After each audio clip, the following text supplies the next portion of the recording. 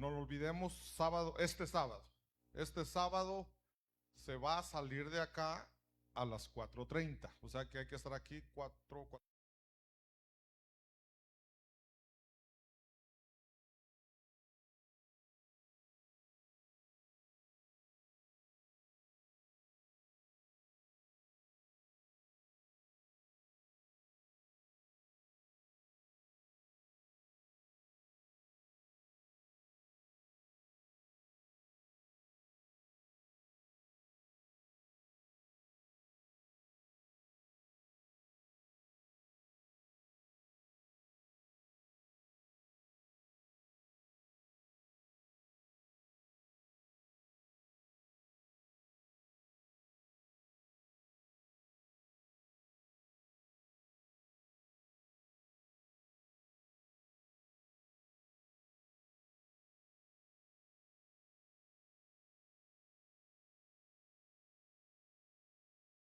Orar por la palabra, que el Señor nos hable en esta noche.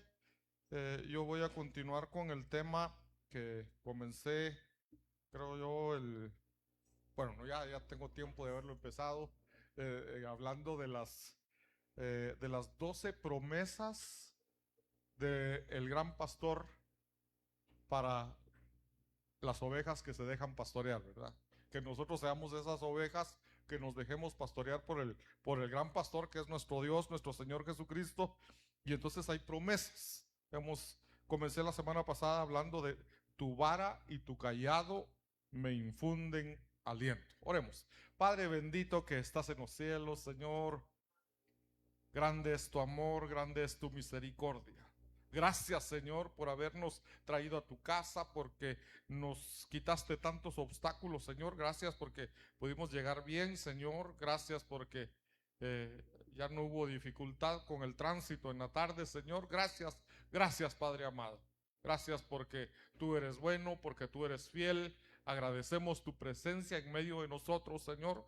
Y te suplicamos que sea tu Espíritu Santo el que nos hable, el que nos enseñe, el que nos convenza, que sea tu Espíritu Santo hablando hasta lo más profundo de nuestro ser, Señor, para que podamos nosotros comprender tu palabra y podamos obedecerla con gozo, con alegría, Señor, que recibamos esa preciosa semilla en nuestro corazón y que esa semilla germine y dé abundante fruto, Señor. En el nombre de Jesús, amén, amén y amén. Denle un fuerte aplauso a nuestro Dios.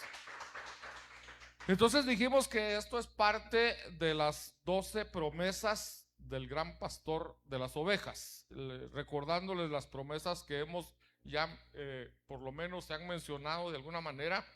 La primera, nada me faltará. La segunda es pastos delicados, que es el lugar donde hallamos descanso. La tercera, aguas de reposo, que nos habla de temor de Dios. La fortaleza, cuando el Señor nos dice, yo iré contigo. La número 5, me guiará en sus caminos. Número 6, no temerás mal alguno, porque Él te guarda. La número 7, tú estarás conmigo. Y entonces estamos estudiando la número 8. La promesa número 8, tu vara y tu cayado me infunden aliento. Haciendo un breve repaso de lo que vimos la semana pasada, dijimos que la vara protegía, el pastor la usaba para proteger a las ovejas de los depredadores.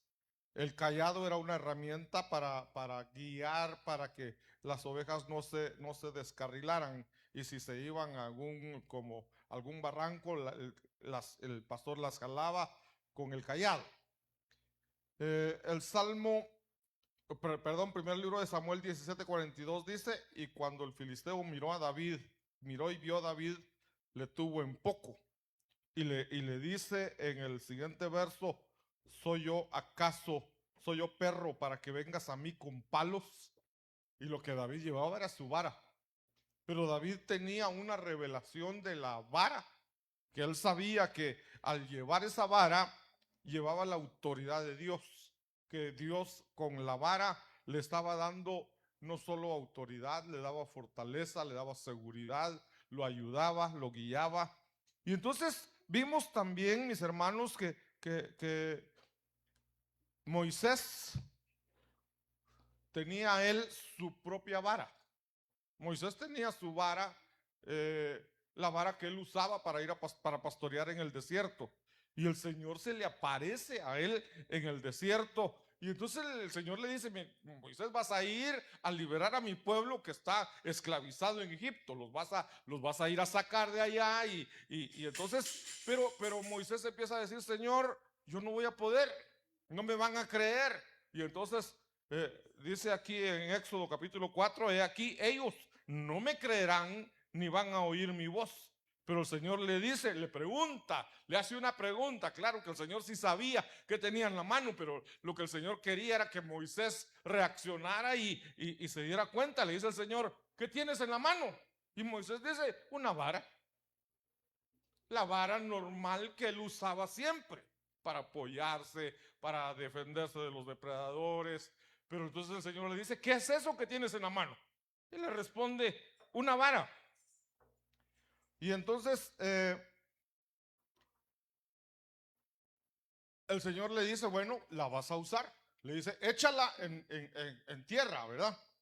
Y entonces dice que cuando Moisés tiró la vara al suelo, esa vara, según Éxodo 4, versículo 3, esa vara se hizo una serpiente, una culebra. Y entonces dice la palabra que Moisés huía de la serpiente, de la culebra. Y entonces platicamos un poquito de eso. No quiero extenderme tanto, pero para recordarles, hablamos de que las serpientes no lo persiguen a uno. Más bien es al revés. Las serpientes huyen de uno y solo atacan cuando se sienten amenazadas. Entonces, pero esta perseguía a Moisés. Y el Señor le dice, claro, le dice: tómala por la cola. Pero si Moisés iba huyendo, entonces era: detente. Y la serpiente venía, pero él tenía que tener el valor de detenerse y casi que rodear a la culebra y tomarla por la cola. Eso implicaba, número 1, obediencia. Número 2, fe. Porque nadie podía hacer eso, lo platicamos. Si alguien toma una serpiente por la cola, seguro que va a ser atacado por la serpiente. Lo va a morder. La serpiente tiene la capacidad de morder fácilmente si intentan tomarla por la cola. Pero Dios se lo estaba diciendo a Moisés, y Moisés sabía bien que era Dios el que se lo estaba ordenando. Entonces si Dios me lo dice, si Él está ordenando que lo haga, lo voy a hacer. Y es así como que Él sabrá por qué lo hace. Y Moisés obedeció sin preguntar: ¿y por qué, Señor? ¿Y por qué dices de la cola? Si acaso no sabes que a tomarla de la cola es peligroso. Es como cuando Jesús le dice a Pedro y a los demás que andaban con él en la barca, le dice Pedro y sus compañeros, Andrés, Jacobo, Juan, ellos eran pescadores, pero gente que había sido toda su vida pescadores, hijos de pescadores, tenían empresa de pesca. Entonces ellos eran expertos en pescar. Y están en la orilla del mar, y al amanecer pasaron toda la noche pescando y no pescaron nada. Llega el Señor y le dice: metan la barca un poquito más al fondo y tiren la red a un lado. Y eso es exactamente parecido a lo que el Señor le dice a Moisés: tómala de la cola. Es como que: ¿acaso no sabe, Señor, que es peligroso? Y el otro, Pedro le dice: Señor, hemos pasado toda la noche pescando y no hemos pescado nada. Pero al final como que reacciona y le dice: pero en tu nombre tiraremos la red. Y entonces dice la palabra que ellos tiraron la red. Hay una cosita ahí que también el Señor le dice: tiren las redes. Y Pedro le contesta: tiraremos la red. ¿Para qué tirar tantas redes si no hay nada? Entonces tiraron una red y la red se estaba rompiendo por tanto pez que pescaron y hasta llenaron 2 barcas. Entonces, ahí Pedro entendió, cuando el Señor habla, es de obedecer aunque vaya en contra de la lógica. Moisés no le responde al Señor, pero él sabe que lo que el Señor le está pidiendo va contra la lógica. No tiene sentido, pero obedece. Definitivamente este es el Señor, este es Dios. Y si Él lo ordena, Él va a tomar el control. La tomó por la cola y la culebra se convierte en vara. Entonces, la pregunta es, la primera vara, ya sabemos, era de Moisés. Esa vara que siendo del reino vegetal se convierte al reino animal. Y después de ser reino animal, otra vez se convierte al reino vegetal. Entonces la pregunta sería, ¿de quién es ahora la vara? ¿Es de Moisés o es de Dios? Después de todo lo que pasó, esa vara ya no era de Moisés. Esa vara ya era la vara de Dios. Porque de ser culebra vuelve a convertirse en vara, pero ya es la vara de Dios. Y entonces, con esa vara, Dios le dice, ahora ve a Egipto. Y si te preguntan, mejor dicho, si no te creen que tuviste un encuentro conmigo, si no te creen que yo te envié, entonces vas a hacer lo mismo, vas a tirar la vara al suelo y cuando la vara se convierta en culebra y la vuelvas a tomar de la cola y vuelva a convertirse en vara, ahí te van a creerles. Y entonces ya va Moisés y también, entonces vemos ahí que la vara está representando algo. Leímos acá la semana pasada que vara significa, se puede traducir como rama. Y se traduce como rama porque una rama se extiende. Esa es la figura de la vara. Entonces también se entiende como tribu, que está relacionado con la genealogía, con los acontecimientos importantes del dueño de la vara. Son todos los acontecimientos importantes que nos siguen, que nos han pasado. Entonces platicamos también, mis hermanos, espero solo tratando de recordarles. La vara, para las personas de aquel tiempo, la vara era como lo que para nosotros ahora es el DPI. Solo que en el DPI no se puede leer todo, hay que meterlo a una computadora para poder tener todos los datos. Ellos en la vara iban escribiendo ahí cada detalle de su vida. Todo lo que les sucedía, todo acontecimiento importante, lo escribían ahí. Me casé, tal fecha, decía la vara. A tal fecha nació mi primer hijo. Y entonces, tal fecha, tuve un accidente, estuve a punto de morir. Tal fecha, hubo un milagro de Dios. Todos esos detalles, todos esos puntos importantes iban en la vara. Entonces, por eso la vara era tan importante, que tenía que ver entonces con genealogía, tenía que ver ¿dónde lo había leído yo?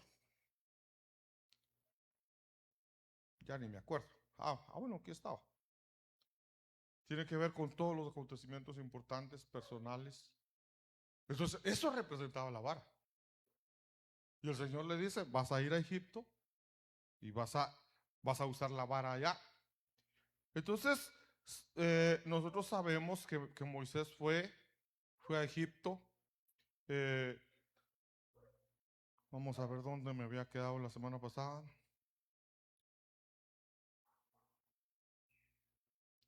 Miren, aquí hay tantos datos importantes que deberíamos de recordar.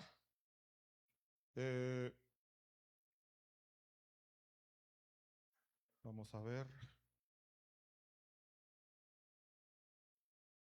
Génesis 3:14. Para ver un poco de cuál era esa serpiente. Cuando el hombre pecó, Entonces Dios emite un castigo para el hombre, para la serpiente y para Eva.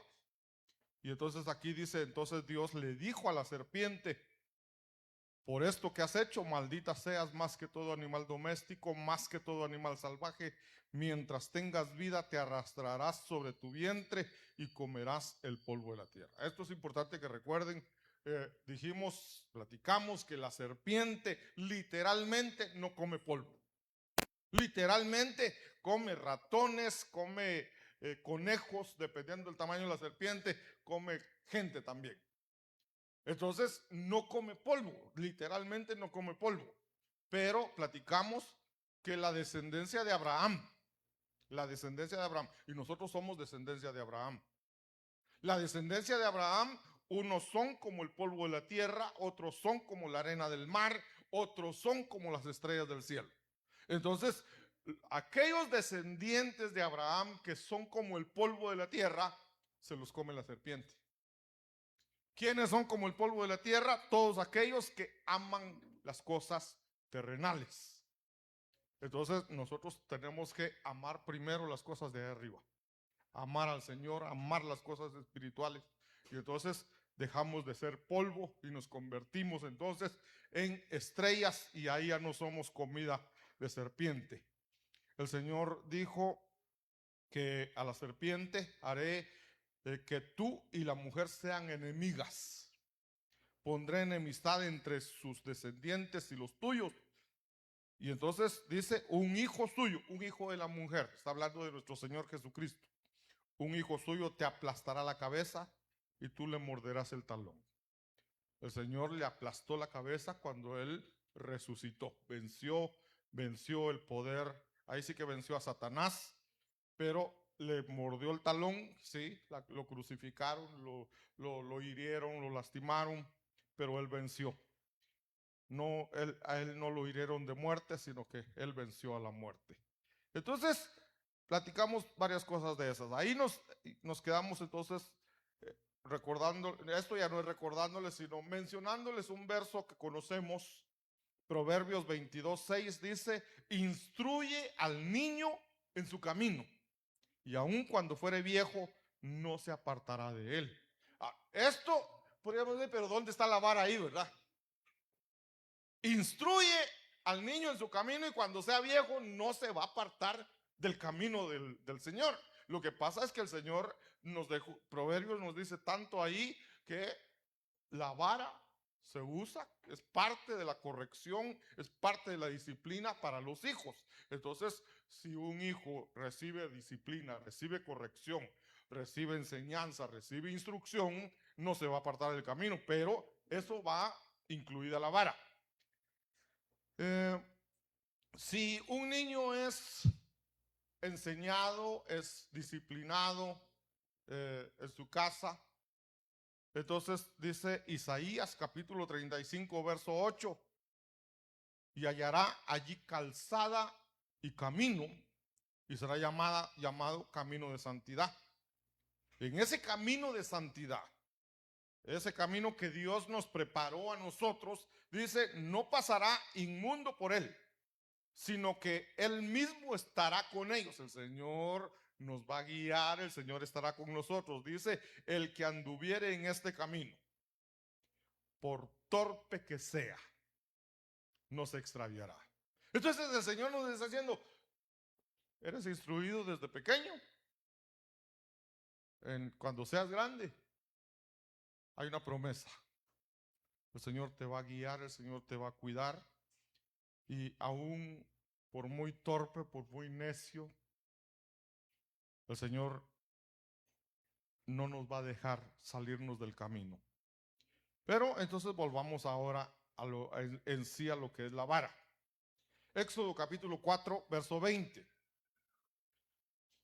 Ya habló con el Señor, ya vio cómo la vara se convierte en culebra, cómo vuelve a convertirse en vara. Y entonces el Señor le dice, toma la vara de Dios y vete a Egipto.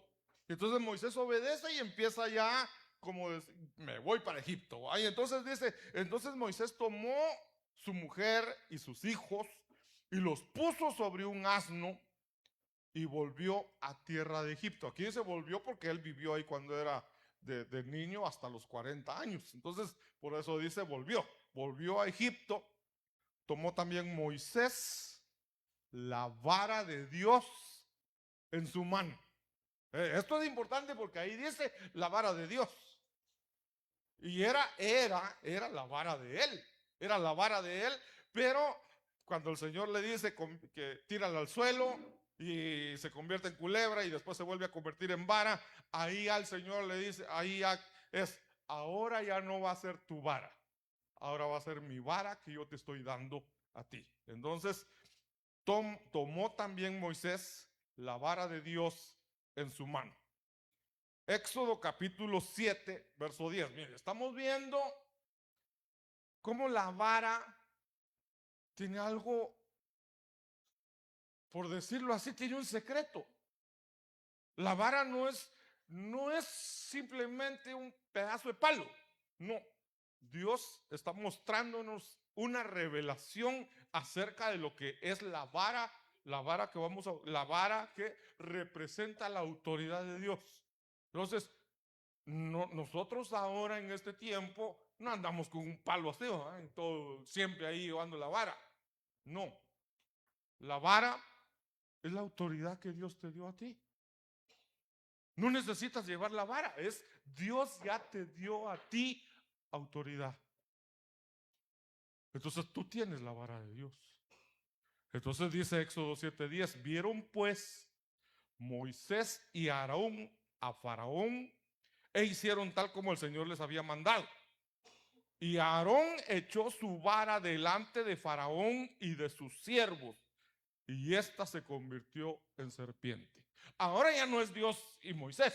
Ahora ya Moisés ya llegó a Egipto, ya fueron a buscar a Faraón. Moisés anda ahí ahora acompañado de su hermano Aarón, porque no me quiero meter a eso, pero Moisés le dice al Señor, Señor, yo no puedo ir porque yo soy torpe para hablar. Otras versiones dice, yo no soy elocuente, yo no sé hablar. Entonces al final el Señor se enojó y le dice, va, está bien. Allá en Egipto está tu hermano Aarón, él va a hablar por ti. Entonces, por eso ahora tienen que ir los dos juntos siempre, ¿va? Entonces dice, y ellos dos hicieron tal como el Señor les mandó. Aarón echó su vara delante de Faraón y de sus siervos, y ésta se convirtió en serpiente. Dice el verso 11. Entonces Faraón tomó a los sabios y a los hechiceros y también los magos de Egipto, hicieron lo mismo con sus encantamientos. Entonces, miren pues, esto es importante porque Dios le dijo, vas a usar la vara y con la vara te van a creer que yo te mandé. Y entonces ellos van y dicen, tiran la vara y se convierte en serpiente. Dijeron ellos, ya lo hicimos, ¿verdad? Pero entonces viene Faraón y llama a los sabios, a los brujos sería ahí, a los hechiceros, a los magos. Y entonces llamó a todos. El Faraón tenía cantidad de hechiceros, de todo eso, ¿va? Los llamó y les dijo, hagan ustedes lo mismo. Demuestren que ustedes también tienen poder. Y entonces ellos empezaron a hacer, dice ahí, hicieron lo mismo con sus encantamientos, con sus brujerías. Hicieron lo mismo. Tiraron sus varas y sus varas se convirtieron en serpientes. Ahora, yo les mencioné algo la semana pasada. Les mencioné que la serpiente, en Egipto la serpiente era para ellos un Dios poderoso, un Dios temible. De hecho, la serpiente era el Dios más importante para ellos. Entonces, a veces nosotros, bueno, no es a veces, sino de niños, nos enseñaron y nos contaron historias, nos contaron lo de las plagas de Egipto y entonces escuchamos que Dios hizo que mandó 10 plagas, que de 10 formas Dios mostró su poder. Entonces uno piensa, bueno, a Dios se le antojó convertir la vara en serpiente. A Dios se le antojó mandar la plaga de piojos, mandar la plaga de ranas. No fue que a Dios se le antojó. No fue que fue así, ¿a qué hago? Les voy a hacer. No. Cada plaga, cada milagro que Dios hizo en Egipto tenía un propósito. Claro, tenía el propósito de que el faraón dejara ir a su pueblo, pero no era simplemente mostrar su poder. No, cada vez que Dios mandó una plaga, estaba atacando a uno de los dioses de Egipto. Entonces, el hecho de convertir la vara en culebra era: tu Dios, el más poderoso que tienes, yo lo voy a vencer. Y te voy a mostrar que mi poder está por encima de tu Dios. Entonces viene Faraón y llama a los magos, a los hechiceros, a los brujos, y ellos van y tiran su vara y se convierte en serpiente. Yo digo, Faraón haber dicho, ya les gané. Pero resulta, bueno, les quiero leer acá. Dice: el poderoso simbolismo de la serpiente. Ellos le tienen un nombre a esa serpiente: Araeus. Dice: la Araeus representa tanto la protección como la autoridad en la mitología egipcia. Como serpiente era vista como un guardián feroz, capaz de atacar a cualquiera que amenazara al faraón o a los dioses. Sin embargo, también era un símbolo de la autoridad divina del faraón, demostrando que el gobernante tenía el favor y la protección de los dioses. Y ustedes pueden investigar más, van a encontrar mucho más. Pero era, como decir, la serpiente era el Dios que los protegía a ellos, el Dios que cuidaba, protegía al faraón. Va. Entonces ya vimos cómo Moisés, la vara de Moisés, que ya no es vara de Moisés, sino que es vara de Dios, esa vara se convierte en serpiente, que al tomarla de la cola vuelve a convertirse en vara. Los brujos hicieron lo mismo, convirtieron sus varas en serpientes. Pero miren lo que dice el verso 12. Pues cada uno echó su vara, las cuales se convirtieron en serpientes. Pero la vara de Aarón devoró las varas de ellos. La vara, esa vara que está ahí. La vara de Aarón, yo creo que el asunto está aquí, ¿o no? A ver, ¿qué hicieron ustedes?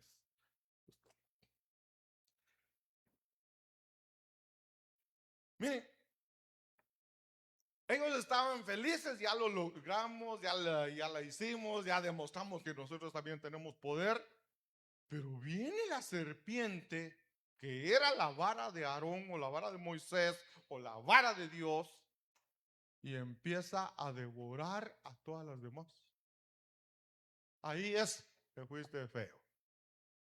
Dios mostrando su poder sobre el Dios, supuestamente el Dios poderoso. Yo lo había completado, ¿eh? Ahí estamos. Miren, Dios mostrando que Él es todopoderoso, que no hay ningún Dios creado que pueda tener más poder que Dios. Entonces, la vara de Aarón devoró las varas de ellos. Dice el verso 14. Entonces Jehová dijo a Moisés: ya, otra cosita está pasando ahí, ¿verdad? Ustedes tienen todo mi chivo. Se me están adelantando.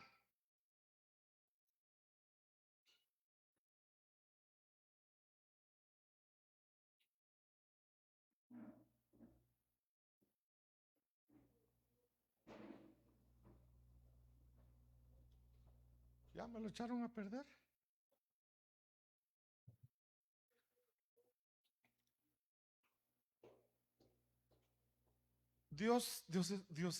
Miren, Dios tiene el control de todo. Dios sabe lo que tú estás pasando. Gracias, hijas.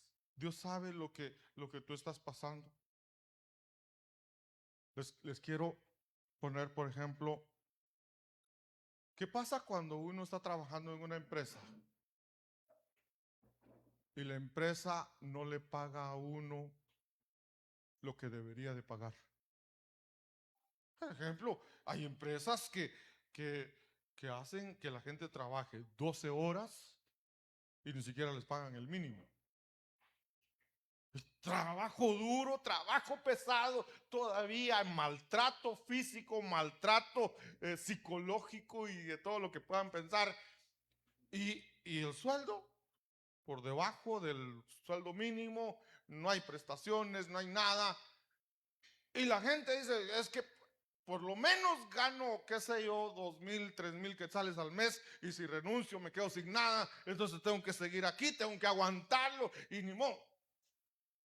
Cuando tú trabajas, miren, ¿cómo pide el Señor que trabajemos nosotros? ¿Cómo tenemos nosotros que hacer nuestro trabajo? Cualquier trabajo que hagamos, ¿cómo lo tenemos que hacer?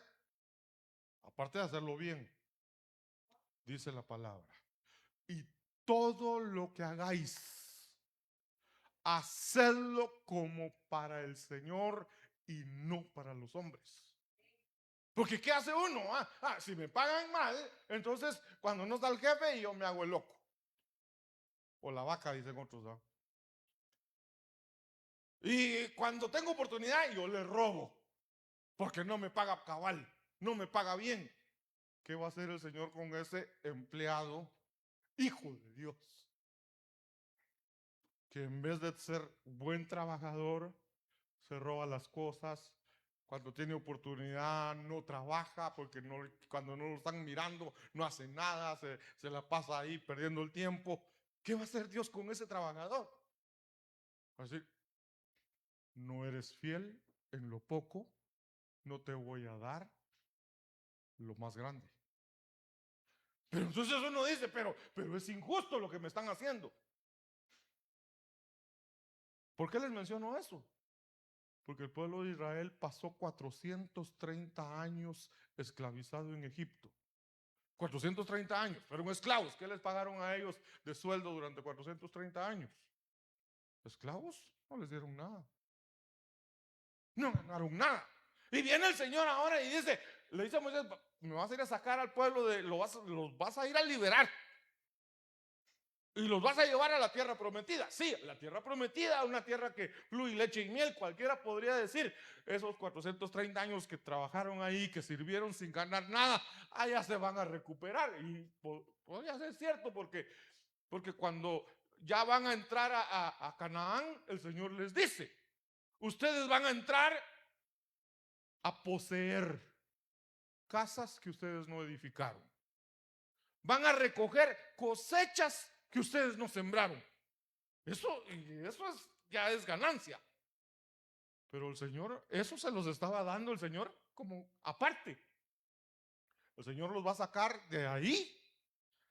Pero todas esas plagas, 10 plagas, son para que el pueblo de Israel recupere todo lo que habían perdido, todo lo que habían trabajado. Entonces, ¿cómo les van a cobrar? ¿Cómo van a cobrar ellos 430 años de trabajo a estas alturas si ni siquiera los quiere dejar ir? Cuando el Señor les manda la última plaga. Y la última plaga, ¿se recuerdan cuál es? La muerte de los primogénitos. Entonces a la medianoche pasa el ángel destructor, matando en cada casa de los egipcios. Había 1 o 2 muertes. ¿Por qué 1 o 2 muertes? Si el papá era primogénito, moría el papá y moría el hijo primogénito. Y si la mamá era primogénita, también. Entonces iban 3. En cada casa había mínimo un muerto.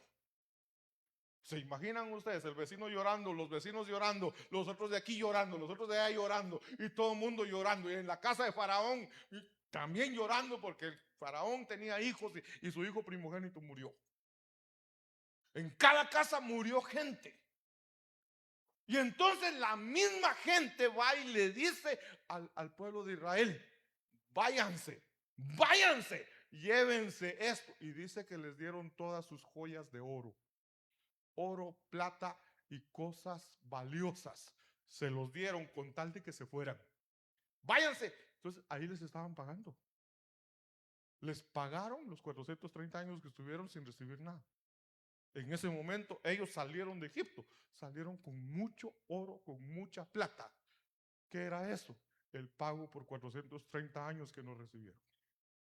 Entonces yo aprovecho para decirte, si tú estás trabajando, si hay alguien aquí que está trabajando en una empresa que uno dice, ese jefe es injusto, tú haz tu trabajo, no para ese jefe, haz tu trabajo para el Señor. Y el Señor se va a encargar de recompensarte de la forma que ni siquiera te imaginas. Porque el Señor es justo. Porque el Señor no se queda con nada. Eso lo podemos ver también cuando Ruth se va con su suegra de Moab a Belén. ¿Y qué está haciendo Ruth? Realmente Ruth lo que hace, lo que está haciendo es la suegra, aparte de amargada, ya estaba grande. Ya no podía trabajar. Y entonces Ruth va y dice, y voy a ir a trabajar para que mi suegra coma. Se va a buscar alimento y regresa a darle comida a la suegra. Y es como, suegrita, quiero que usted esté bien aquí en la casa, yo voy a ir a trabajar por usted. Cuando la encuentra Booz, cuando Booz conoce a Ruth y la ve y dice, pero esta, todo lo que está haciendo, dice, ahí dice la palabra, lo está haciendo por su suegra. Entonces le dice, que tu remuneración sea completa de parte de Jehová. Dios no se queda con nada. Entonces ahora viene y aquí vuelvo otra vez a la carga, ¿va? Pero la vara de Aarón devoró las varas de ellos. Los dioses egipcios fueron derrotados ahí. Por lo menos el dios, ese dios que era la serpiente, fue derrotado en ese momento. Versículo 14 dice, entonces Jehová dijo a Moisés, el corazón de Faraón está endurecido y no quiere dejar ir al pueblo. Ve por la mañana a Faraón, he aquí, él sale al río. Ahora aparece el río. ¿Qué río? El río Nilo. Busquen ustedes en Google qué representaba el río Nilo para los egipcios. Ese río Nilo, en algún lado lo tengo anotado, pero ahorita lo tengo aquí. Ese río Nilo representaba para ellos la vida eterna, la prosperidad. No era cualquier cosa. Pero el Señor le está, ahora le dice a Moisés, bueno, ya atacamos al Dios serpiente, al Dios más poderoso que ellos tienen. Ahora les vamos a atacar el otro Dios, el Dios de la fertilidad, el Dios de la vida eterna, el Dios de la prosperidad. Ese se lo vamos a atacar ahorita. Ve, dice, toma en tu mano la vara. Toma en tu mano la vara que se volvió culebra y que se va a la ribera del río. Verso 16, y dile, Jehová el Dios de los hebreos me ha enviado a ti diciendo, deja ir a mi pueblo para que me sirva en el desierto. Y he aquí que hasta ahora no has querido oír. Entonces, lo que Dios ya te prometió, no importa qué te ha prometido Dios. No importa qué promesa has recibido tú, has recibido promesa a través de profecía, has recibido promesa cuando has leído la palabra y el Señor te ha hablado a tu mente, a tu corazón acerca de algo. Esa promesa, eso que Dios te ha dicho que te va a dar, Dios te lo va a dar, aunque el enemigo no te lo quiera dar. Hermanos, la vara, y vuelvo a decir, no tienes que andar con una vara todo el día. La vara es la autoridad que Dios te ha dado sobre todo, sobre el enemigo. Dios te ha dado poder, te ha dado autoridad, te ha dado una vara espiritual. Entonces, cuando el enemigo te quiera quitar algo, ¿cómo es el enemigo que le quiere quitar a uno cosas que el Señor ya nos dio? Uno dice, esto me lo dio el Señor. Y de repente llega el enemigo disfrazado de un vecino, disfrazado de quien sea, y te lo quieren quitar. Entonces recuerda, Dios te dio autoridad, y lo que Dios ya te dio, ¿qué te dio Dios? Te dio tu carrito, te dio tu casa, te dio tu trabajo, te dio sabiduría, eh, te dio dones. Que nadie te lo quite. Por eso dice la palabra, que nadie tome tu corona. ¿Por qué dice que nadie tome tu corona? Porque a veces nosotros mismos descuidamos las cosas que Dios nos dio. El Señor nos dio algo tan hermoso, algo tan bello, y ya no lo quiero. A veces no decimos ya no lo quiero, lo menospreciamos sin darnos cuenta. Lo hacemos a un lado y empezamos a buscar otras cosas. Y debemos de vivir, debemos de ser agradecidos. El Señor te lo dio, disfrútalo. Sé feliz con lo que el Señor te dio. Y si el enemigo te quiere quitar algo, dile, yo tengo autoridad que el Señor me dio. Y la puerta que Él me abrió, nadie me la va a cerrar. Nadie te va a cerrar la puerta que Él ya te abrió. Entonces, si el enemigo te quiere cerrar esa puerta, dile, Señor, tú me abriste esta puerta y solo tú la puedes cerrar. Pero ¿sabes qué? Dios sí te puede cerrar una puerta. Pero te digo algo, cuando Dios nos cierra una puerta, dale gracias a Dios, Señor, tú me estás cerrando esa puerta. Quiero ver la puerta más grande que me estás abriendo. No te enfoques en lo que el Señor te está quitando. Enfócate en lo que el Señor te quiere dar. El Señor nunca te va a quitar algo para dejarte sin nada. El Señor te va a quitar algo para darte algo mejor. A menos que eso que el Señor te dio se esté convirtiendo en un estorbo para que tú le sirvas. Ahí sí te lo quita el Señor.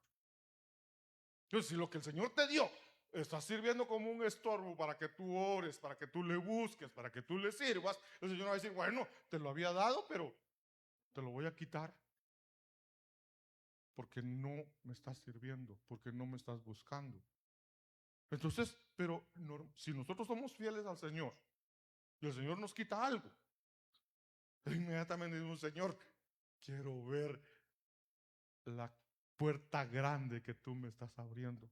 Entonces aquí el Señor dice, he aquí, hasta ahora no has querido escuchar, pero te voy a hacer que escuches y que me des lo que te estoy pidiendo. Al enemigo, porque Faraón representa aquí al enemigo. Éxodo capítulo 7, verso 17. Le está diciendo, ¿qué le va a decir Moisés a Faraón? Así dice el Señor, en esto conocerás que yo soy el Señor. Eso Moisés se lo está diciendo a Faraón y que Dios se lo mandó a decir. Entonces Moisés dice, así dice el Señor, en esto conocerás que yo soy el Señor. He aquí. Entonces dice Moisés, yo golpearé, miren, con la vara otra vez. Yo golpearé con la vara que está en mi mano las aguas del río Nilo. ¿Y qué pasa?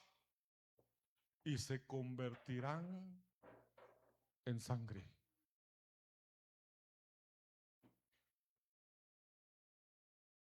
Aquí es el agua convirtiéndose en sangre. ¿Qué hizo el Señor Jesucristo en las bodas de Caná? Llenen las tinajas de agua Ahora llévenselo al encargado del vino y que lo pruebe. Y se lo llevan y prueba y dice: este es el mejor vino que he probado en mi vida. Agua convertida en vino. Y la palabra dice: el vino es su sangre. Pero aquí es esa agua que para ellos representaba la prosperidad, representaba la vida eterna, representaba, hermanos, era aquello que decían ellos, no sé dónde lo tengo anotado, pero decían ellos que ese río salía desde lo profundo de la tierra donde estaban los dioses.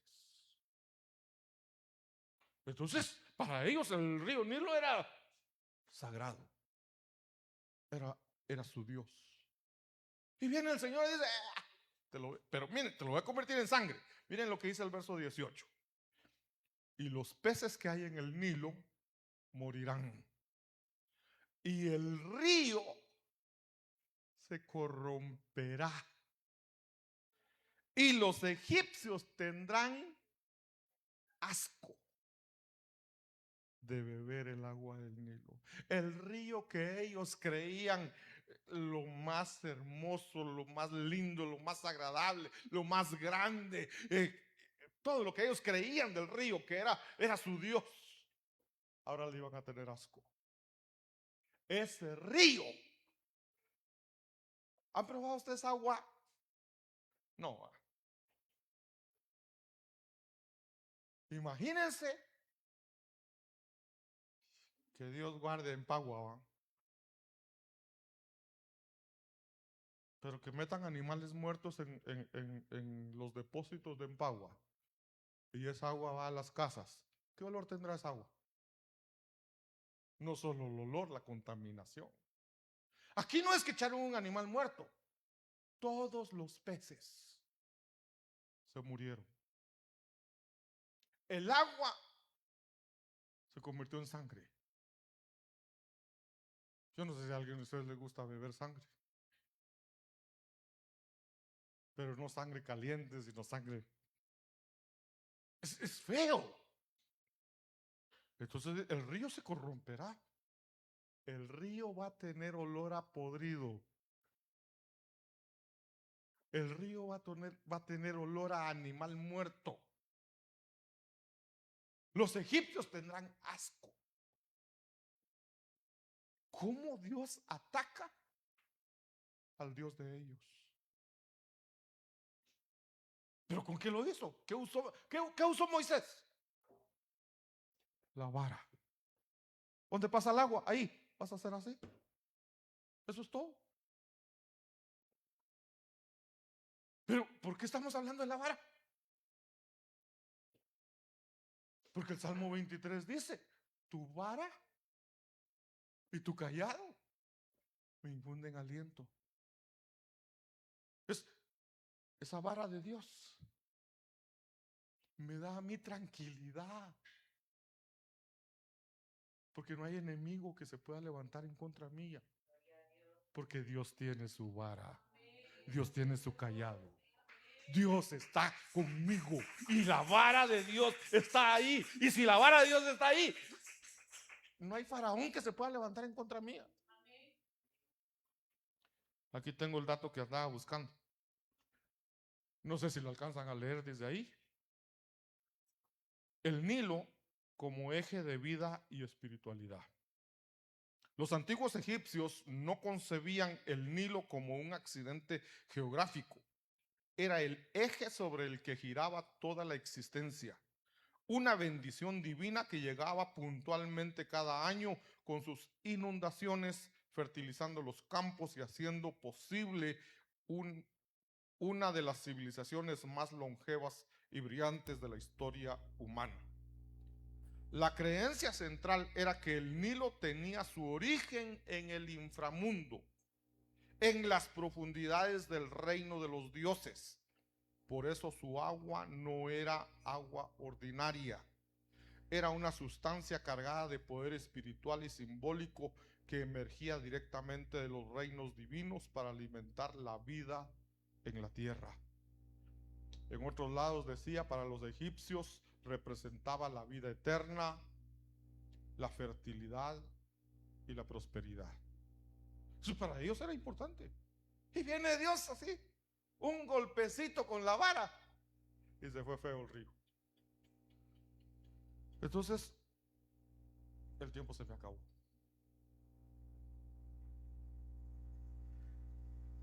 Y hay mucho que hablar todavía de la vara, hermanos. ¿Qué hago? Ya sé. Podemos hacer vigilia, ¿va? Media vigilia a la 1 de la mañana. No. Vamos a ver dónde me había quedado. Un verso más les leo y ahí me quedo. Éxodo 9:23. Y Moisés extendió su vara hacia el cielo. Eso es hacer esto.